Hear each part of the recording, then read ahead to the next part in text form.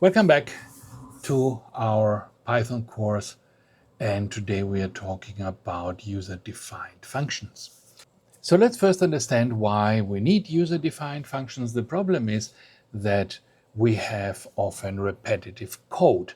You have a few lines of code that appear again and again. Let's say you want to open a dialog box on the screen, ask the user to enter something and then press OK or cancel. And so this piece of code you will use perhaps dozens of times, perhaps hundreds of times if it's a big program, where again and again you will be opening different dialog boxes on the screen. And if you think about it, I mean, a dialog box is a lot of stuff. You have to draw the buttons, you have to draw the frame of it, you have to open it, you have to check which button was pressed. So all this you don't want to do so often every single time, reprogram the thing from scratch. And this applies not only to user interface elements, it applies to all kinds of code. So you could have some calculation. Let's say you have to calculate the mean of a series of numbers, or you have to calculate some kind of arithmetic function that is specific to your program that perhaps does not exist as a library, and you have to do this calculation again and again. And so this is not something that you want to be doing again and again, and this is why you would put the code for this function, right? This is why it's called a function, because it performs a function. The code for this function, you would put it into a separate block. And in order to make it easy to address, you would give it a name. So every function has a name. And this then becomes a function. It becomes a piece of code that has a name, and you can call this piece of code from everywhere else in your program. And then you just call it. You write it once, you call it, it's executed, it returns to the place where you called it from. So later you can call it from another place. Again, it will go execute this piece of code and return to the place where you called it from the second time. So it is flexible, right, where it returns. It just doesn't go back to the same place every time, because this then would not be so useful, but it goes back to where you called it from. And so this is a very nice way of shortening your code to make it easier to understand. You write things once and then you call them. So you have a recipe, which is the function, what to do when I call it, and then you have the place where you actually call it. This also has an effect on your errors in your program. It makes it easier to avoid them, because if you make a mistake in the function, you have to fix it only once. If you make a mistake 10 times in 10 different places of your program where you copy the same code again and again with a mistake, then you have to correct it in 10 different places. So it's very important, a function also for this, to make it easier to change things and to make it easier to fix mistakes. And so there is this, statement principle from programming, which sometimes is abbreviated as DRY, D-R-Y, don't repeat yourself. Right? So you write everything once, and if you see that you're going to write the same code twice in a program, then already you should think, oh, I should have a function do this instead of writing it twice. Let's look at this. A function is a named reusable piece of code that performs a single specific task. And you can think of it as a recipe. You define it once, give it a name, and then you cook it, you execute its instructions whenever you like, just by calling it with its name. Functions make our code organized, reliable, much easier to maintain. And if you think of it, what you are already using in your program, like print and input, these are functions, just like the ones you will write. So when you want to print something, lots of things happen in the background, right? The print statement takes your string and finds a place to print it and communicates with your screen, with a collab environment, and then in the end, this thing somehow magically ends up on the screen. But this is something that somebody has programmed, and this happens every time you print something. And so it is encapsulated, right, all this functionality in this print statement. And your functions will look like that. So there will be a name like print or input. They will get some arguments on which to operate, and they will possibly return something like the input function does. So let's say a very simple function that just prints a welcome message would look like this. Def, it starts always with def, which means define. So I'm defining now a function, show welcome message. This is the name of my function. So later when I want to call it, I have to say show welcome message. Then I have the brackets now empty because my function doesn't take any arguments, it just shows a message. But I could put some arguments in there and do something with them. But at the moment, it's just empty. We still need the brackets in order to show Python that this is a function. So the brackets are always there to show Python, we are defining a function rather than, something else. And so after the empty brackets now, we have the colon, which again is the typical Python thing to tell us that now begins a block of instructions. And again, the body of the function, like the body of a loop or the body of an if statement, is indented, and so this is how Python knows when the function ends. Okay, so make sure you have the indentations. So first I have a comment that tells me what the function is doing, and this is the special kind of comment that has 3 quote characters to begin and 3 quote characters to end. And this is called a doc string, a documentation string in Python, and it is a kind of convention. It's not necessary, but it is a convention that people do it. The first thing in a function is often this doc string, which describes what this function is doing, and there are tools that rely on this convention to extract all these doc strings. So you can try to search them, you can try to find a function if you forgot how it's called by using a match with the doc string, for example, or you can extract all the doc strings to make a kind of manual of your program, which functions exist. And so this is a good kind of agreement, informal agreement, to put this doc string there, because there are tools that rely on it or that expect it there. But you don't have to. If you just make a small program as an example and you don't need to have documentation, for example, now the things we are doing, we don't really need any documentation. We are never going to use the doc string. So you can also just leave it out. Okay, in this case, just to show you, good practice, a simple function that prints a welcome message. So you say what this function is doing. You don't need to repeat the name of the function because this is already there. Any program that wants to print the doc string knows where to extract the name. And then comes the content of our function, the recipe, what the function is going to do when I call it. It's going to print, welcome to the Digital Humanities project. It's going to print a line, and that's it. It's finished. And this is why the next statement, which is a comment, but whatever it is, goes out again without the indentation. And this shows us that now we are out of the function. Now the thing is, when Python sees this code and goes through it, it will not execute the functions until we call them. So as it goes through the program, when it sees def something, it will remember what it says, but it will not do it. So if you just define a function, the code is never executed. And then it starts the execution of your program with the first statement that is not indented, that's not part of the function definition. In this case, the comment, which does nothing, and then show welcome message. And now Python goes to show welcome message. This is the first statement that is actually executed, and it sees this is a function call. And so now it goes and looks where is a function with this name defined. It finds the function up there and executes it now. So it executes the 2 print statements that are in the body of this function. It ignores the doc string because it is a comment, and then it returns and executes the show welcome message again because the next line is the same. So it jumps up again, executes whatever is show welcome message, and returns. And this is the end of our program. So nothing else happens there. And we can execute it. We can see how this works. Here it is. Now, the anatomy of a Python function. First, you have the def statements. This is a keyword that tells Python, here comes a function definition. Then we have the function name, which should always, be descriptive. It should always begin with a letter, like with your variable names.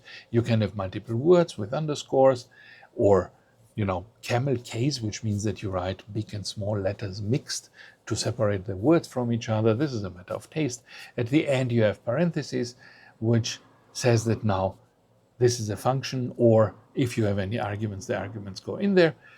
You have the colon to mark the end of the first line at the beginning of the actual block of instructions that make up the function, and then you have the indented block. That is what should be executed when I call the function. Okay, so the next thing we want to talk about, how can I pass things into the function, because many functions need some data to work. For example, input needs a string to print out as a prompt. Print needs to know what to print. And our functions can do the same. They can take some arguments, some parameters, and then they can do something with them. And this is what will happen. Here we have a function greet author, and this takes an author name as a parameter and then prints hello and the author name, welcome to the workshop. And so now I can have this print statement which is customized for different names, and I always call it with a name as an argument.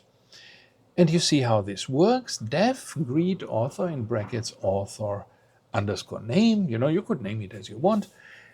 And so author name now inside this function is a variable that contains the value that was passed to the function. Look down here how we call it, greet author, and then I have in brackets Virginia Woolf or James Baldwin, and these names go into the function the moment it is called and then exist inside the function as author underscore name. Now it's important to see that this variable author name does not exist outside of the function. It is created the moment I call the function, exists only as long as the function is running, and then disappears again. So I don't get anything back from this function, and particularly I never get back the author name in a variable. But I don't need it, right? I just want my function to do something with it, and the function is doing something. It's printing something. So def greet author author name, then I have my doc string, greets a specific author, print hello author name, and f string, welcome to the workshop. And now I have, at the end of this, you see I have this backslash. This thing is just saying the line continues in the next line.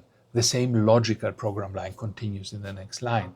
This is not generally something you would do. I do it here in these examples because sometimes the lines are too long, and when they become too long, it becomes difficult to have my face and the code together on the screen.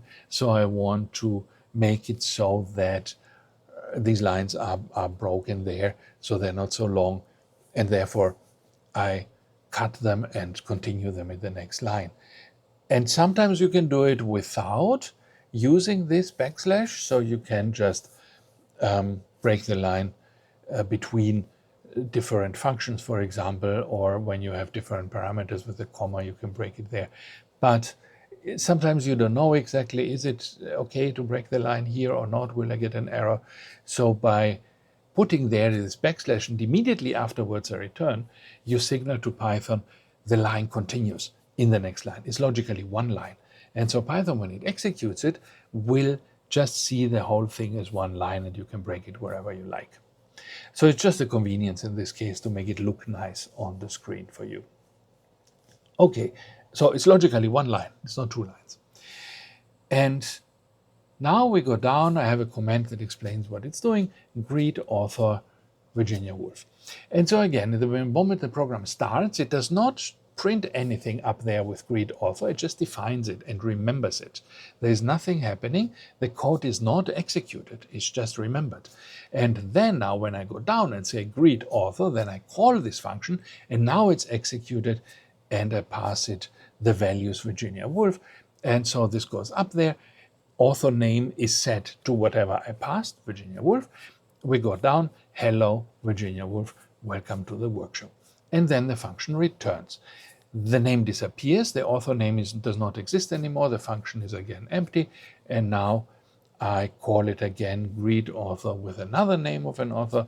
It goes up there and greets the next author and so on. And the author name does not exist. You can see it if you add down there print author name, you will see it's not there. You get an error.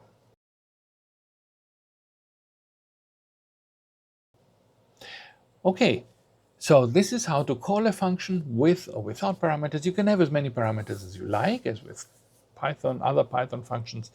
You can just put parameter, comma, parameter, comma, parameter, as many as you want. And there are also special cases where you have a number of parameters and you don't even know how many you have. Like with print, you can pass multiple things. So there is a way to do that. But don't worry about this now. These are more advanced things.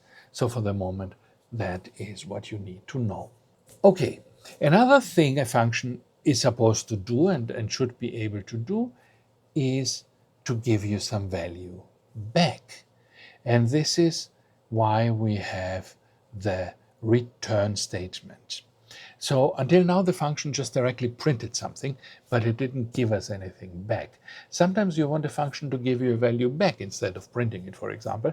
So let's say you have a function that adds two numbers. You pass it two numbers, they are added, and then you need the result back. But everything inside the function is destroyed when the function finishes. The variables disappear. So you could not possibly store it in a variable.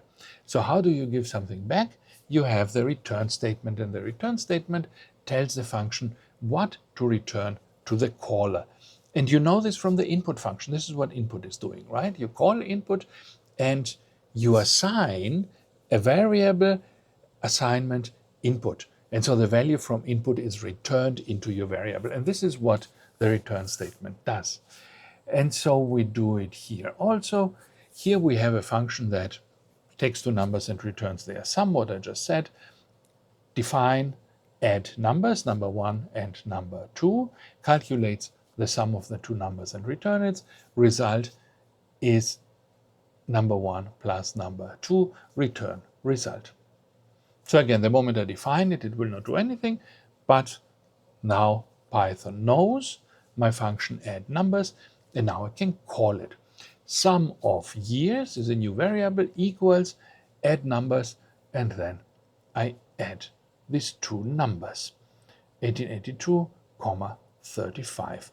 And so the moment I call it, the first variable, number 1, is initialized with a value 1882. The second variable, number 2, will be 35. So we go into the function, the result is calculated. And now if the function just ended, this result would disappear. But now I say return result. And so if I go back to the line where I called it, you can imagine the whole function call is replaced by the result. So instead of saying there add numbers, it will say sum of years equals and whatever I returned. And that's how it works. And so now we have sum of years. We can just print it. I could also, if I wanted, print it directly. I don't need another variable. So you see this in the next example. The calculated value is, the only difference is that, right? The print statement, the calculated value is add numbers and then the two numbers. So I add the numbers, I print the result directly. So again, the function call, the statement where I call this function, is replaced by the returned result. Which is better, and why? Is it better to call it directly in print? Is it better to call it outside and assign the value? So this will depend on what your function is doing and whether you need the value later. Again, if it's a value that you will need multiple times, then you want to store it in a variable. If it's a value that you use only once in a print statement, then you use it directly. So again, there's no general rule what is better. It depends on your use case.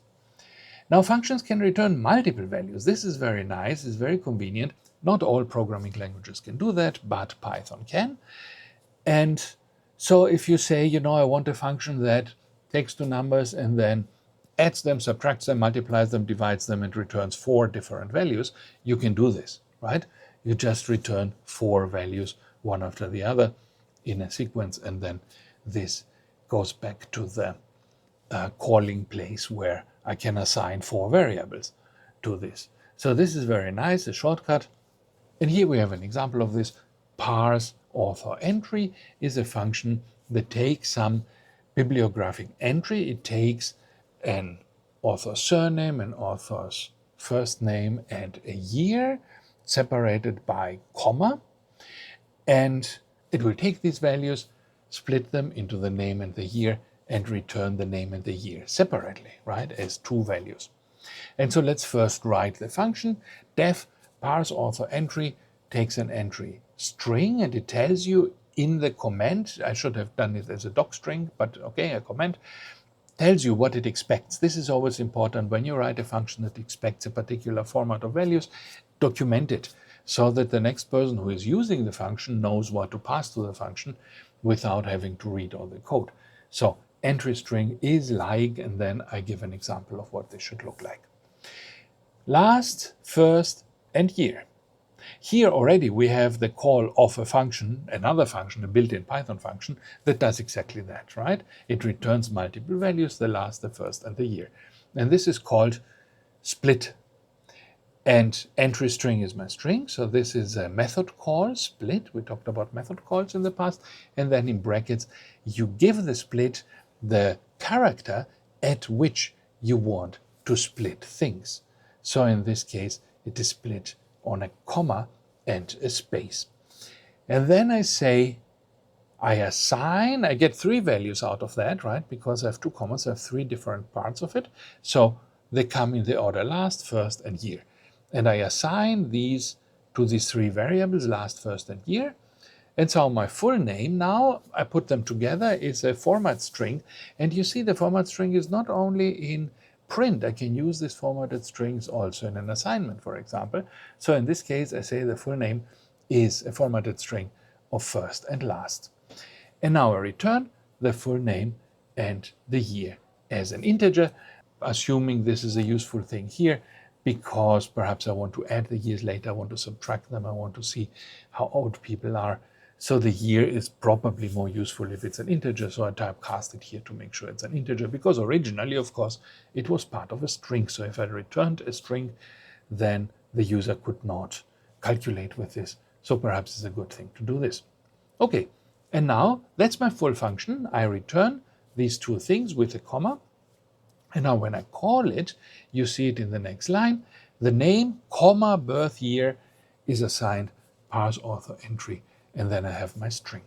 And so in this case, what happens is that my parse author entry does these things, what I just said, and then it returns two values.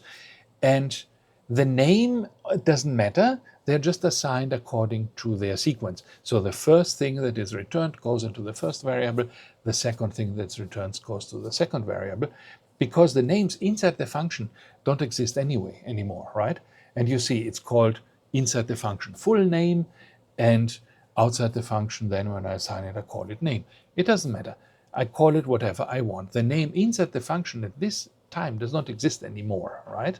So what happens is parse author entry is called down there with this variable. It goes in there, it calculates what it has to calculate, takes this name apart, and after the return statement, it returns the values, and immediately my function disappears with all the values. It just remembers for the next time, okay, there is this function again, but now it's empty, there is no data in there, and I can use it again with different data. But all these values have disappeared the moment I say return, and they are replaced, the call of the function is replaced by the return values, so that now effectively I'm saying name, comma, birth year is assigned full name, comma, in year, right? Whatever I returned. And so how the variables are called inside the function really is totally irrelevant. The calling program does not know that. And then I print these two things just to show that this worked. So let's execute this, and you will see that it works. Very often in the humanities, we have the problem like that, where we have to cite something, and we need to make these bibliographic entries, and we need to make the citations, and every journal wants them different. And so a common thing in the humanities is to just transform citations from one format to the other, from APA to Chicago, whatever it is. Every journal has its own way. And so this is a useful thing to actually write a program to reformat your citations. And if you integrate this into your workflow, you can just pass it your paper, and it can analyze your paper, and then it can change all the citations to the correct format. This would be very easy to write in Python. And here is we're not yet there to be able to go through the whole paper and replace these things, but here is the main part of it, let's say, as a demonstration, how to actually do this, how to format this citation. And again, it's not difficult to see how it works. We define format citation author year, and later we will pass it, look down there, what it expects. Citation 1 is format citation, and then we have the name and the year as two separate parameters. And now we want to return the citation in some format.